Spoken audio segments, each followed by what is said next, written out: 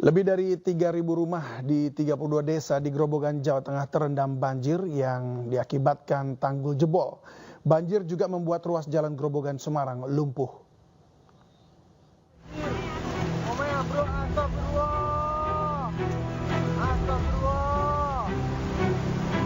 Sebuah rumah warga di Desa Kemiri, Grobogan hanyut terseret arus banjir pada Selasa pagi. Dalam kejadian ini dilaporkan ada 6 rumah semi permanen yang hancur diterjang banjir. Seluruh isi rumah dilaporkan lenyap terbawa arus. Beruntung kejadian ini tidak menelan korban karena pemilik rumah sudah terlebih dahulu mengungsi. Salah seorang warga Desa Kemiri, Subandi, menyebut banjir terjadi akibat jebolnya tanggul. Subandi mengaku telah melaporkan kejadian ini ke pemerintah setempat. Yang 6 hanyut. Cuman kurang tahu persis penghuninya namanya. Tapi yang sudah diketahui itu Pak Nur Sahid, terus yang jual burung itu sama Pak Marioto satu, lainnya kurang tahu. Akibat tanggul jebol, lalu lintas lumpuh, ruas jalan raya Grobogan Semarang, Jawa Tengah terendam. Para pengendara terpaksa berbalik arah dan melewati jalur alternatif Demak, Jawa Tengah. Selain itu, permukiman warga juga terendam dengan ketinggian air bervariasi mulai dari 60 cm hingga 100 cm. Berdasarkan data BPBD Grobogan, lebih dari 3.000 rumah warga di 32 desa di 12 kecamatan terendam banjir. Sementara itu, saat menyisir rumah warga, petugas dari BPBD nyaris terbawa arus. Beruntung, rekan dari BPBD berhasil menyelamatkan korban dengan menariknya ke atap rumah. Warga yang terjebak banjir dievakuasi dengan menggunakan perahu karet oleh petugas. Tak hanya itu, warga yang terdampak juga berbondong-bondong mengungsi ke tempat yang lebih aman. Diketahui hujan intensitas tinggi terjadi sejak Senin malam di Grobogan, Jawa Tengah. Tingginya curah hujan menjadikan tanggul di Grobogan jebol dan merendam permukiman warga. Dari Grobogan, Jawa Tengah, Rustama Nusantara, iNews melaporkan. Tanggul jebol di Grobogan juga berdampak pada perjalanan kereta api karena rel tergenang air. Sementara di Lamongan, Jawa Timur, puluhan hektar tambak tenggelam. Di Grobogan, Jawa Tengah, banjir menggenangi rel kereta api di jalur antara stasiun Gubuk hingga Karangjati. Akibatnya, sejumlah perjalanan kereta api lintas Semarang dan Surabaya terganggu. Kami dari KAI akan mengembalikan biaya tersebut 100% ya. Sesuai dengan harga yang tertera di tiket di luar biaya pemesanan. Pembatalan bisa dilakukan tidak hanya hari ini, tapi bisa 7 hari ke depan. Sejumlah kereta yang terganggu jadwalnya antara lain kereta api Blambangan Express, kereta api Kedung Sepur, kereta api Ambarawa Express, dan juga kereta api Blora Jaya.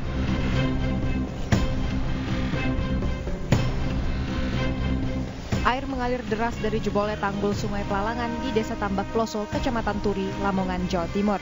Jebolnya tanggul tak hanya merendam rumah warga, namun juga puluhan hektar tambak di desa setempat. Akibatnya, para petani alami kerugian lantaran ikan yang baru ditebar hanyut bersama luapan air.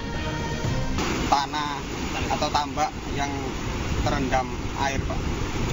sudah diisi dengan ikan tambaknya ini? Sudah, rata-rata sudah isi ikan semua. Dan ada juga yang mau panen, Pak. Oke. Kira-kira kerugiannya sampai berapa, Pak, ini? Kerugiannya kurang lebih 2 miliar, Pak. Tim Liputan iNews melaporkan. Akses jalan provinsi penghubung 2 Kabupaten Sumedang, Subang, Jawa Barat terputus akibat tertutup longsor. Sementara 2 rumah tertimpa longsor di Desa Blumah, Kendal, Jawa Tengah.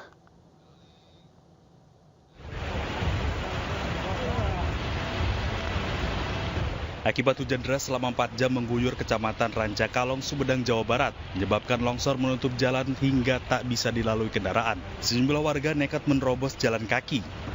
Petugas BPBD mencatat ada 10 titik longsoran di sepanjang jalan Sumedang-Subang. Hingga saat ini, di jalan kedua arah belum bisa dilalui oleh kendaraan. Rencananya, petugas akan menurunkan alat berat ke lokasi longsor. Hingga saat ini, jalur Subang-Sumedang belum bisa dilintasi. Kenapa jalan kaki ini, Bu? Berhentiin di mobil 08. Oh, tadinya naik angkot ya? Iya. Mau pulang nggak bisa gitu? Iya. Kenapa sih, Bu? Longsor. Oh, longsor. Iya. Udah berapa lama tadi nunggu di sini, Bu?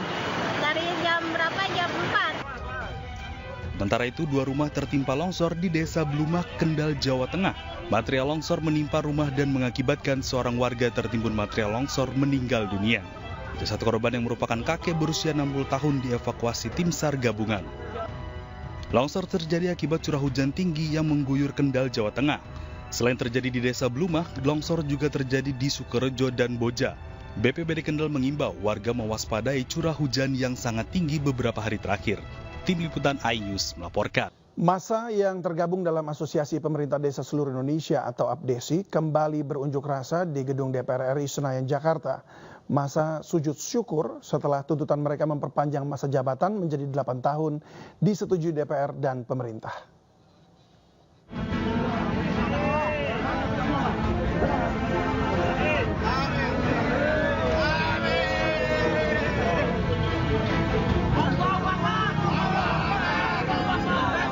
Massa yang tergabung dalam Asosiasi Pemerintah Desa Seluruh Indonesia atau APDESI kompak melaksanakan sujud syukur di depan Gedung DPR RI Senayan, Jakarta, Selasa siang.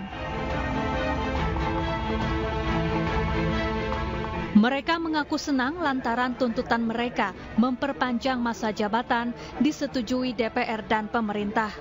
Revisi Undang-Undang Desa pun akan segera dilakukan. Nantinya masa jabatan kepala desa akan diperpanjang menjadi 8 tahun dan bisa menjabat maksimal 2 periode. Massa menilai revisi Undang-Undang Desa sangat berpengaruh untuk perkembangan desa. Alasannya saya kepala desa yang hampir 3 periode tiga periode. Terasa sekali polarisasi di masyarakat ketika 6 tahun emang begitu singkat. Ketika kondusif masyarakat polarisasi diperbaiki dalam bentuk teman-teman di tingkat desa masing-masing, jabatan kita langsung habis. Harusnya ketika polarisasi selesai, kondusif nyaman, maka pembangunan tetap berjalan. Itulah yang membuat kita kenapa singkat. Akibat aksi ini, lalu lintas di kawasan Senayan sempat tersendat. Ribuan personel kepolisian diturunkan untuk mengamankan aksi. Dari Jakarta, Stephen Patinama, Ahmad Putra, iNews melaporkan. Berbeda dengan nasib Ketua KPU, seorang kepala desa di Lombok Barat, Nusa Tenggara Barat divonis penjara karena melakukan tindak pidana pemilu. Sang kepala desa terbukti ikut mengkampanyekan istrinya yang menjadi calon anggota legislatif.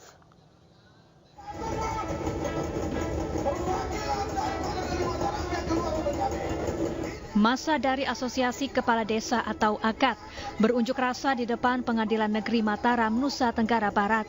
Massa menuntut agar Kepala Desa Langko, Kecamatan Lingsar, Lombok Barat, Mawardi, dibebaskan dari jerat hukum.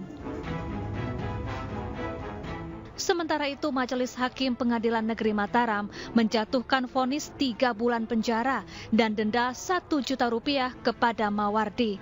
Mawardi dinilai terbukti melakukan tindak pidana pemilu, yaitu ikut mengkampanyekan istrinya yang menjadi calon anggota legislatif.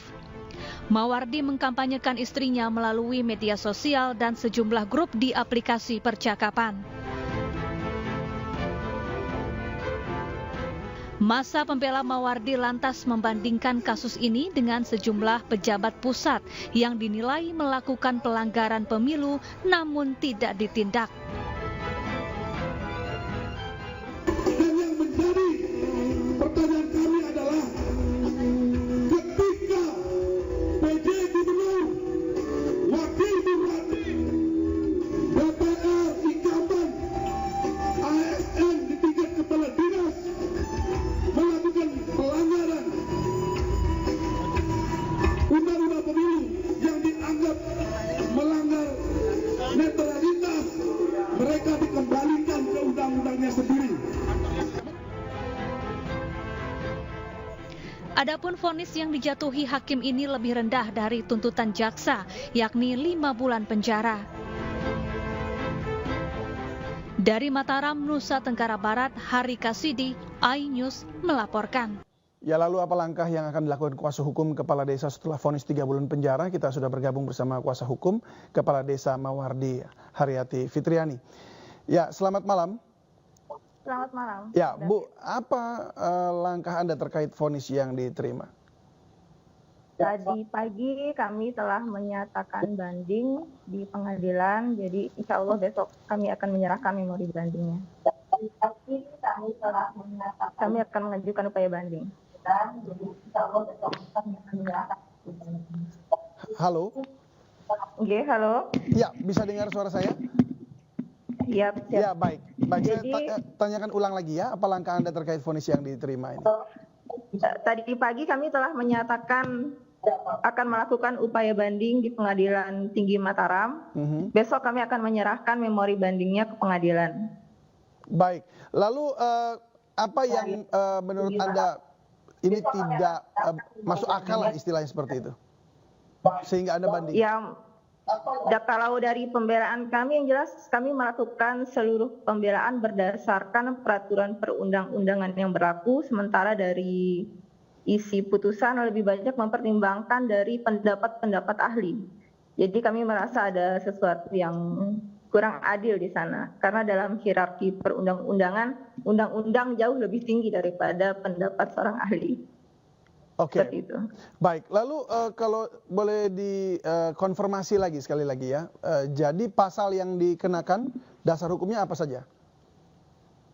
Itu yang dikenakan pasal 490 Undang-Undang Nomor 7 Tahun 2017. Subjek di sana adalah kepala desa. Jadi tindakan atau keputusan yang dinilai di sana adalah tindakan atau keputusan seorang kepala desa gitu. Tetapi di dalam putusan itu sendiri lebih banyak menggunakan ahli yang lebih menilai dari Kamus Besar Bahasa Indonesia, yang menurut penasehat hukum seharusnya kita menilai dari undang-undang kepala desa itu sendiri sama undang-undang administrasi negara, seperti itu. Baik, apakah menurut Anda ada perbedaan gitu terkait vonis yang diterima Mawardi dibandingkan pejabat di atasnya? Iya, jelas ada perbedaan lah kalau menurut kami kan, gara-gara memposting seorang istri, jadi seseorang harus dipenjara sampai 3 bulan penjara, kan itu sesuatu yang tidak adil, sementara pejabat di atasnya ya, mungkin Bang David bisa nilai sendirilah. Mungkin boleh lebih jelas kemana arahnya itu supaya lebih jelas saja dari Anda. Ya, saya tidak. Silakan masyarakat menilai sendirilah kalau urusan itu, Bang. Baik. Mungkin terakhir boleh disampaikan kira-kira harapannya apa? Ya, kami berharap untuk hukum ini tidak hanya tumpul di atas, tajam ke bawah ya, supaya kita ada persamaan di mata hukum. Tidak hanya urusan pejabat yang lebih tinggi ataupun pejabat kades yang lebih bawah, seperti itu. Baik, Bu Haryati, terima kasih banyak sudah berbagi bersama kami di iNews Prime. Selamat malam dan salam sehat selalu. Pemirsa, juru bicara TPN Ganjar Mahfud, Aiman Wicaksono, hari ini mendatangi Pengadilan Negeri Jakarta Selatan. Aiman mengajukan gugatan pra-peradilan berkaitan dengan penyitaan ponsel yang dilakukan Polda Metro Jaya.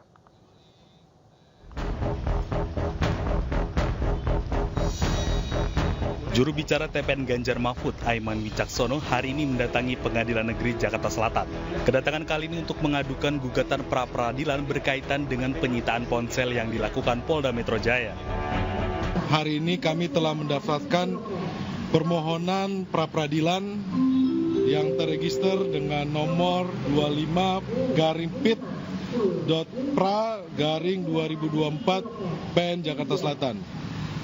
Dan kami berterima kasih kepada PN Jakarta Selatan yang sudah menerima permohonan pra-peradilan atas perkara yang dialami oleh Mas Aiman Wicaksono. Dalam hal ini kita meminta dalam penyitaan HP, kami memohonkan di dalam pra-peradilan ini kita akan uji bersama apakah penyitaan barang bukti itu sudah sesuai prosedur atau tidak.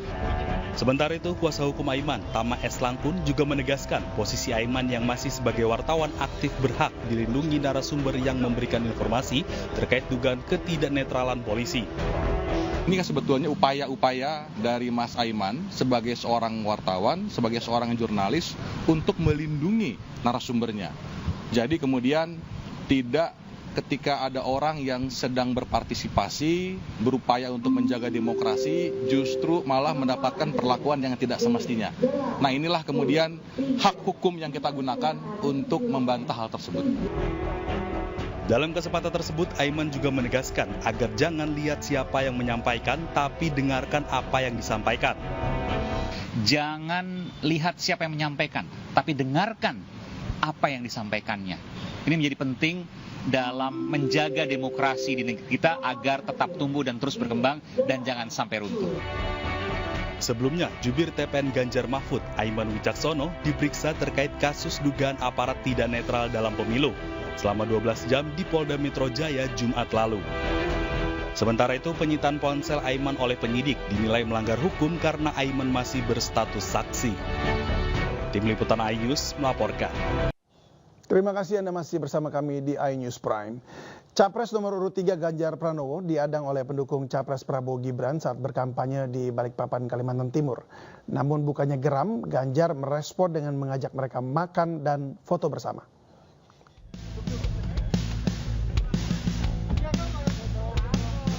Momen menarik mewarnai kunjungan calon presiden nomor 3 Ganjar Pranowo ke Balikpapan, Kalimantan Timur. Ganjar disambut pendukung pasangan Capres Prabowo Subianto dan Gibran Rakabuming Raka. Sambil membentangkan spanduk berisi dukungan pada Prabowo Gibran, mereka berdiri di depan mobil Ganjar dan rombongan. Bukannya marah, Ganjar justru menghampiri dan mendatangi pendukung Prabowo Gibran. Tak hanya itu, Ganjar bahkan mengajak mereka untuk makan bersama di warung makan yang disinggahi oleh Ganjar. Disambut oleh pendukungnya Pak Prabowo. Terima kasih sudah nyambut ya. Ya. Oke, man. Inilah pesan damai dan tidak marah-marah. Ya. Oke, ikut makan yuk. Bro, makan. Oh, nggak apa-apa. Nggak nanti nggak dimarahin Pak Prabowo. Dalam kesempatan itu, para pendukung Prabowo juga diajak duduk satu meja dan berfoto bersama Ganjar Pranowo. Masa mahasiswa menggelar aksi di depan Balai Kota Solo. Wali Kota Surakarta yang juga cawapres nomor urut 2 Gibran Rakabuming Raka mendatangi aksi tersebut dan menaikkan fakta integritas yang disuarakan para mahasiswa.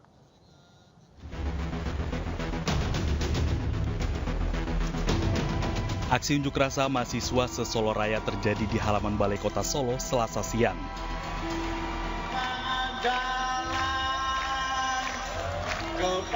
Ratusan mahasiswa ini berorasi dengan menyatakan 11 poin tuntutan. Di antaranya menuntut Gibran menjalankan amanah dan suara rakyat Indonesia dengan adil, jujur, dan bertanggung jawab. Gibran yang juga cawapres nomor urut 2 menemui masa aksi dan mendatangi tuntutan dari para mahasiswa. Dari mereka. Sesuai itu tadi. Bisa dibilang bentuk dukungan nggak sih, Mas? Bisa dibilang bentuk dukungan nggak sih? Oh, itu protes. Tadi bukan banyak yang menagih janji ataupun menginginkan janji dari Mas Gibran. Itu tadi sekarang nggak benar. Dengan pengawalan ketat, Gibran akan menindaklanjuti tuntutan mahasiswa dalam aksi damai mahasiswa tersebut. Dari Solo, Jawa Tengah, Stepiantoro, iNews melaporkan. Ketua KPU dan Ketua Mahkamah Konstitusi terbukti melanggar kode etik dalam pencalonan Gibran sebagai calon wakil presiden. Namun sayangnya pelanggaran etika itu tidak berdampak pada keikutsertaan Gibran di Pilpres 2024.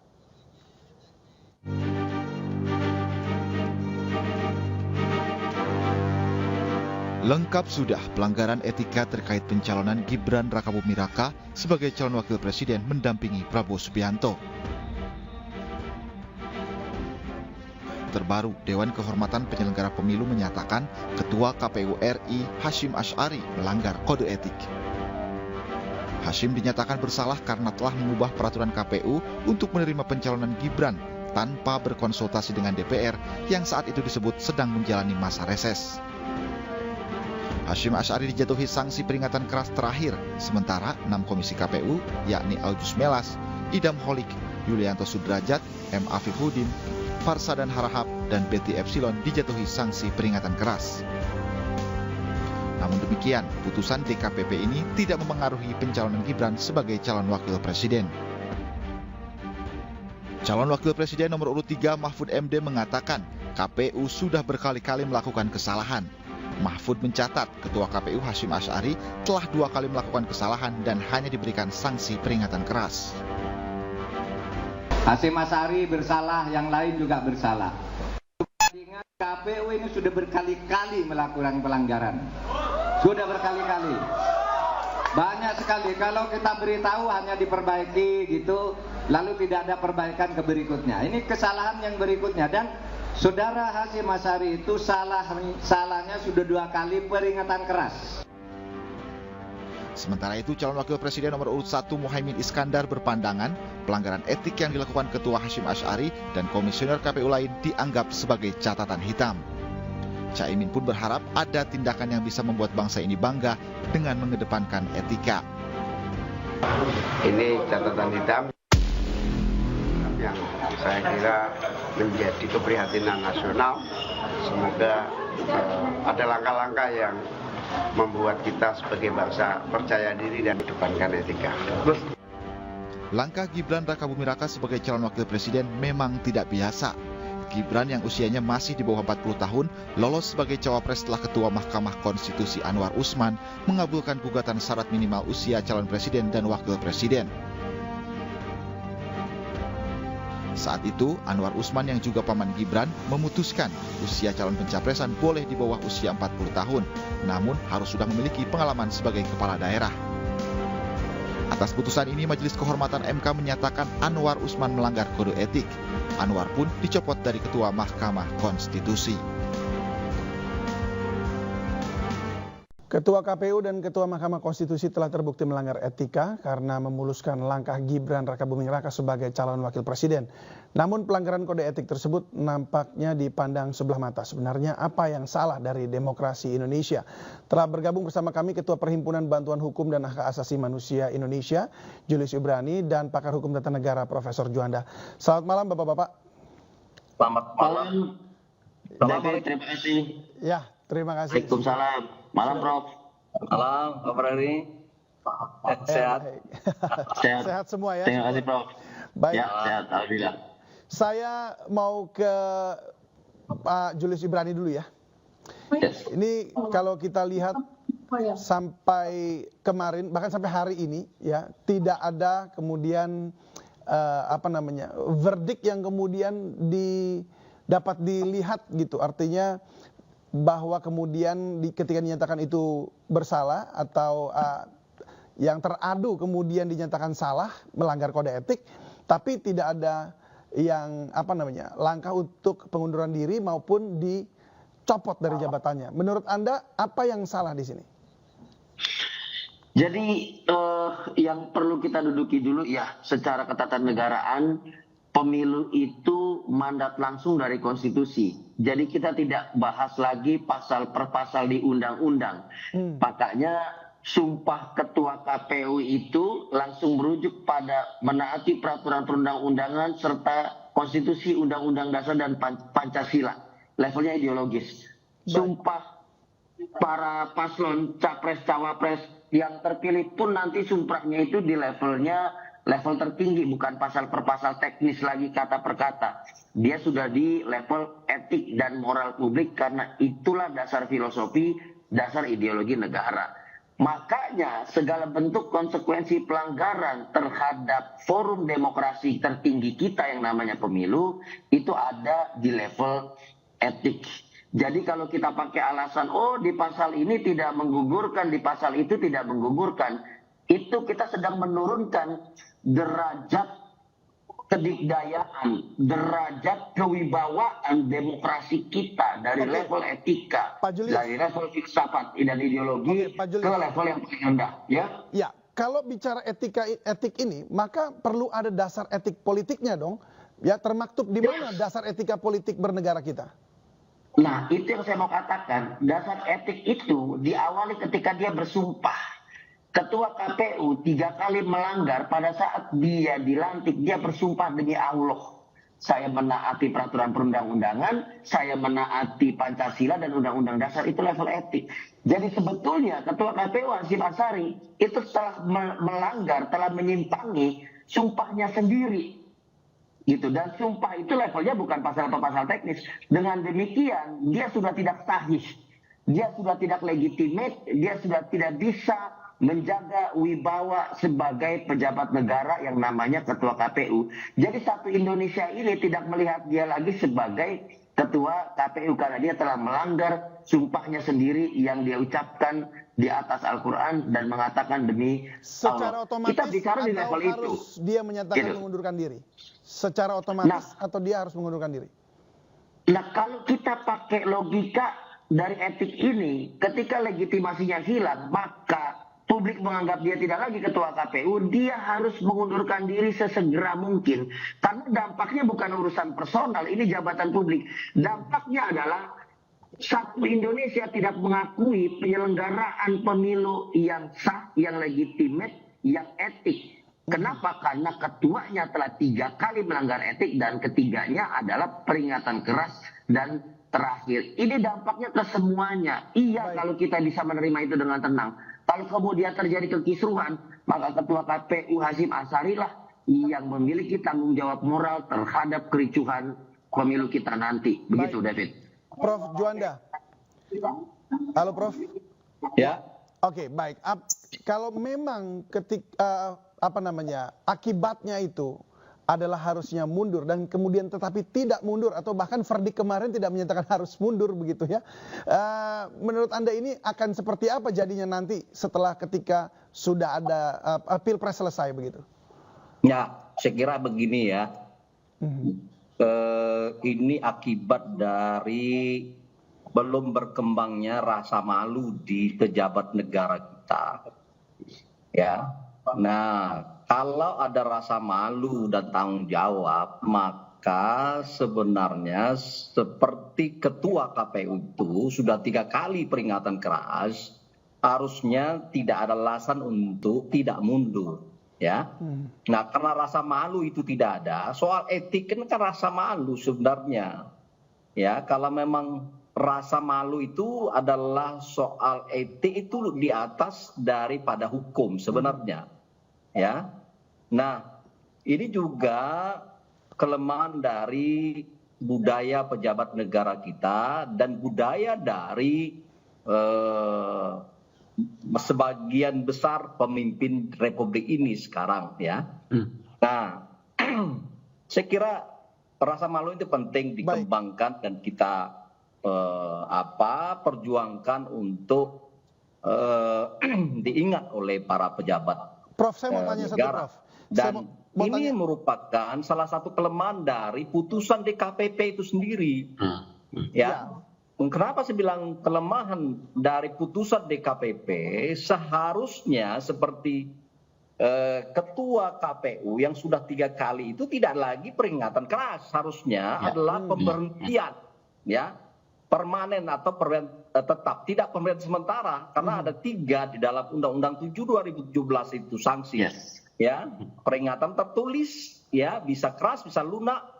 Kemudian sementara dan tetap. Saya sebenarnya melihat ini salah satu kelemahan DKPP. Walaupun DKPP itu sendiri sudah memperlihatkan kelihatannya mau mencoba mengakomodir ya para pengadu itu sendiri atau katakanlah aspirasi dari masyarakat melihat dari sebuah kejadian bagaimana KPU itu sendiri lambat mengambil sebuah tindakan hukum merupakan bisa dikatakan realisasi dari putusan MK itu sendiri. Bisa ya, dikatakan tapi masuk angin nggak, Prof? Ini adalah kelemahan ini sebenarnya berawal dari putusan DKPP yang tidak tegas, tidak berani, ya harusnya tidak demikian. Ya, Prof. Nah, Prof Juanda, halo. Apakah bisa Anda? Apakah maksud Anda ini di DKPP sendiri masuk angin begitu? Ya masuk angin, kadang-kadang juga mungkin masuk air juga, ya. Artinya ada intervensi begitu? Saya tidak bisa melihat sejauh itu, tetapi sebagaimana yang saya ungkapkan kemarin juga ada wawancara di beberapa media massa, saya katakan bahwa DKPP ini mengambil sebuah putusan atau mencirikan putusan yang tidak tegas, ya, di samping ada kelemahan yang saya sebutkan tadi. Jadi bermain di zona nyaman. Jadi seolah-olah DKPP ini mengakomodir dari apa yang diadukan, tetapi sebenarnya ini merupakan sebuah pertama momennya sudah terlambat. yang ketiga tidak tegas tadi. Ya harusnya. Baik, Prof. Sebagaimana saya sekan tadi harusnya ya diberhentikan permanen itu ketua KPU. Oke, baik. Saya kembali ke Pak Julius ya, Prof. Saya kembali ke Pak Julius Ibrani. Jika memang yang dilanggar oleh MK dan KPU ini adalah etika dalam prosesnya, lalu apakah produk hasil dari proses tersebut ini bisa dikatakan juga artinya tak beretika begitu atau memang bisa dibatalkan begitu? Ya jelas tadi saya sepakat betul yang dikatakan oleh Prof tadi ya. Jadi Prof Juanda jelas menegaskan harusnya ketua KPU itu dipecat gitu. Karena berada pada level tertinggi yaitu pelanggaran etik bukan pasal per pasal teknis. Dia seharusnya dipecat. Itu satu. Yang kedua tadi soal masuk angin masuk air. Kalau kita lihat timeline pemeriksaannya David, itu lama betul. Masuk laporan November, pemeriksaan pertama Desember, pemeriksaan kedua Januari awal ya. Lalu diputuskannya baru Februari. Ini pemeriksaan super lama. Padahal problemnya sederhana. Pencalonan Gibran diterima tanpa dasar hukum. Karena waktu itu putusan MK belum ada peraturan KPU-nya. Ini tegas dan jelas. Gitu. Jadi sudah seharusnya dipecat, itu satu. Yang kedua adalah dengan demikian ketika putusan MK-nya dinyatakan melanggar etik berat, seluruh anggota atau seluruh hakim konstitusi melanggar etik, ketuanya dipecat, didemosi, jadi anggota biasa, hakim konstitusi, lalu ketua KPU-nya dan anggota KPU juga dinyatakan etik, maka seharusnya kita sudah menganggap bahwa pencalonan Gibran ini sudah tidak sahih, sudah tidak legitimate, dan ini berpotensi menjadikan seluruh pemerintahan kita akan tidak lagi memiliki etika dan melanggar peraturan perundang-undangan kalau dipimpin oleh Gibran. Ini yang bahaya sebetulnya. Dan ini yang membuat kita juga akan dikucilkan oleh negara-negara lain. Indonesia tidak akan diakui lagi sebagai negara hukum karena Pak Julius, apakah halo Pak Julius? Halo Pak Julius, bisa dengar saya? Bisa dengar jelas, David. Apakah hasilnya ini bisa diperdatakan atau dipidanakan yang berujung pada pembatalan pencalonan seperti itu? Ya, setahu saya ya sudah ada yang menggugat SK KPU ya terkait dengan penerimaan pasangan calon capres cawapres, salah satunya ada Gibran yang merujuk pada peraturan KPU 19 itu sebelum putusan MK.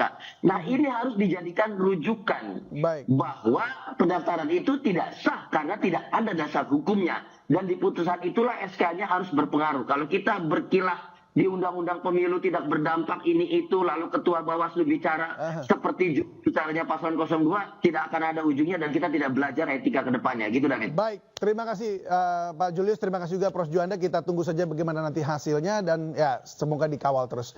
Terima kasih, salam sehat selalu dan selamat malam. Ya, pemirsa, bazar minyak goreng Partai Perindo menjadi solusi bagi masyarakat di tengah melonjaknya sejumlah harga kebutuhan pokok. Melalui program yang masif dijalankan di berbagai daerah ini, Partai Perindo juga ingin menegaskan keberpihakannya kepada masyarakat kecil.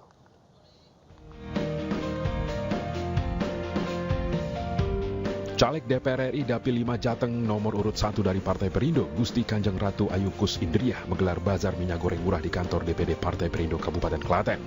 Minyak goreng seharga Rp5.000 ini disambut antusias warga karena dapat meringankan beban ekonomi di tengah melonjaknya harga kebutuhan pokok. Warga juga diajak senam bersama agar tubuh selalu sehat dan prima jelang proses pencoblosan 14 Februari 2024. Tujuan kita adalah supaya masyarakat bisa menikmati sedikit pembagian minyak murah ini, sedikit menyejahterakan mereka yang memang tujuan dari Partai Perindo adalah untuk menyejahterakan rakyat. Sangat senang dan ini sangat membantu sekali karena kan sekarang bahan pokok semua mahal, jadi ini sangat membantu masyarakat. Selain di Klaten, Gusti Kanjeng Ratu Ayu Kus Indriah juga menggelar bazar minyak goreng murah di Dalem Kayonan, kawasan Keraton Solo, Jawa Tengah. Sebanyak 500 paket minyak goreng murah disiapkan untuk warga. Dalam setiap kesempatannya, para caleg Partai Perindo juga selalu mengajak warga untuk menggunakan hak pilihnya pada pemilu 2024 dengan mencoblos sesuai hati nurani masing-masing. Dari Klaten dan Solo, Jawa Tengah, Saiful Effendi, iNews melaporkan. Menyalahgunakan hukum untuk kepentingan politik. Judicial ini, Pak. Apakah ini juga Gelombang petisi dan deklarasi terkait kondisi pemerintah jelang pemilu terus bergulir. Kali ini kelompok alumni mahasiswa dan dosen Sivitas Akademika UPN Veteran Jakarta dan Universitas Brawijaya Malang menyatakan sikap terkait situasi kebangsaan jelang pemilu 2024.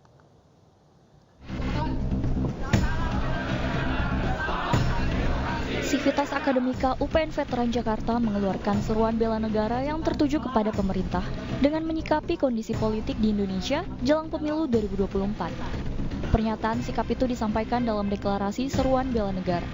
Ada 4 poin yang diserukan UPN Veteran Jakarta. Di antaranya menuntut penyelenggara negara dan seluruh komponen bangsa konsisten menjalankan etika kehidupan berbangsa dan mendukung penegakan hukum yang adil dan partisipatif dalam pelaksanaan dan pengawasan pemilu. Indikasi-indikasi untuk pelemahan prosedur demokrasi terutama pemilu itu semakin menguat gitu ya. Saya pikir ada banyak peristiwa belakangan ini yang memang akhirnya berpotensi untuk melemahkan demokrasi sehingga kemerosotan yang maksud adalah mayor. Hal yang sama dilakukan guru besar, profesor dan mahasiswa Universitas Brawijaya Malang berkumpul di halaman gedung rektorat. Para akademisi ini membacakan pernyataan sikap terhadap kondisi pemerintah yang dinilai sedang tidak baik-baik saja, terlebih menjelang pemilu. Ada 8 poin pernyataan sikap yang disampaikan dalam momen ini. Mengimbau pemerintah, DPR, MK, dan aparat penegak hukum untuk tidak menjadikan hukum sebagai instrumen politik sehingga hukum alpa dari nilai-nilai normal dan etika. Mengimbau pemerintah pusat, pemerintah provinsi, kota, kabupaten, kecamatan, dan desa agar tetap menjaga etika berdemokrasi, netralitas, dan menjaga suasana agar pemilu tahun 2024 berjalan luber dan jurdil. Petisi ini diawali oleh para guru besar Universitas Gadjah Mada yang mengkritik tindakan Presiden Jokowi yang dianggap telah menyimpang. Pernyataan sikap ini dilakukan sebagai wujud keprihatinan kondisi Indonesia saat ini, khususnya penegakan hukum yang dinilai melemahkan etika, tata kelola, dan kepemimpinan bangsa. Tim Liputan iNews melaporkan. Sementara itu, calon wakil presiden nomor urut 3 Mahfud MD menduga ada upaya membungkam kritik dari sejumlah sivitas akademika. Mahfud berharap kebebasan mimbar akademik dihormati.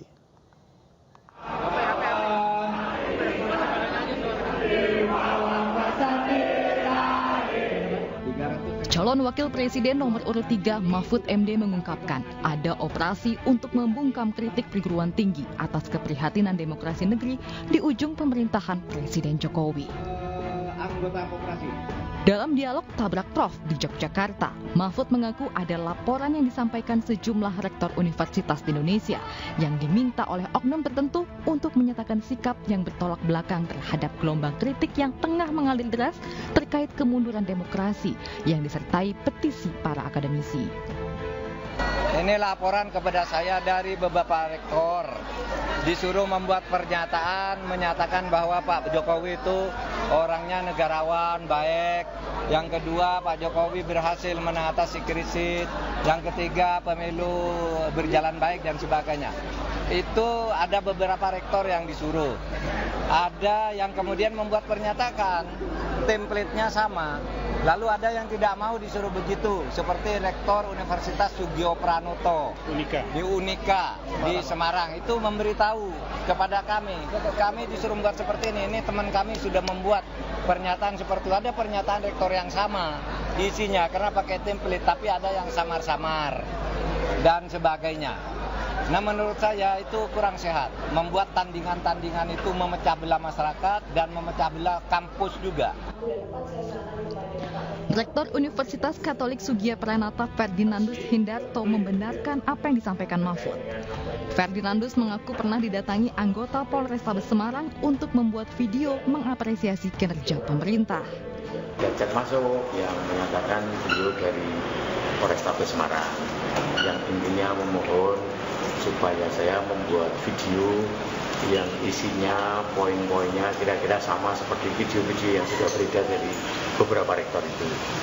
Lalu saya menjawab bahwa pilihan kami, sikap kami, mohon maaf tidak bisa memenuhi permintaan itu. Kenapa? Karena kami punya dasar yang kuat. Mahfud berharap dan meminta agar kebebasan mimbar akademik harus tetap dihormati.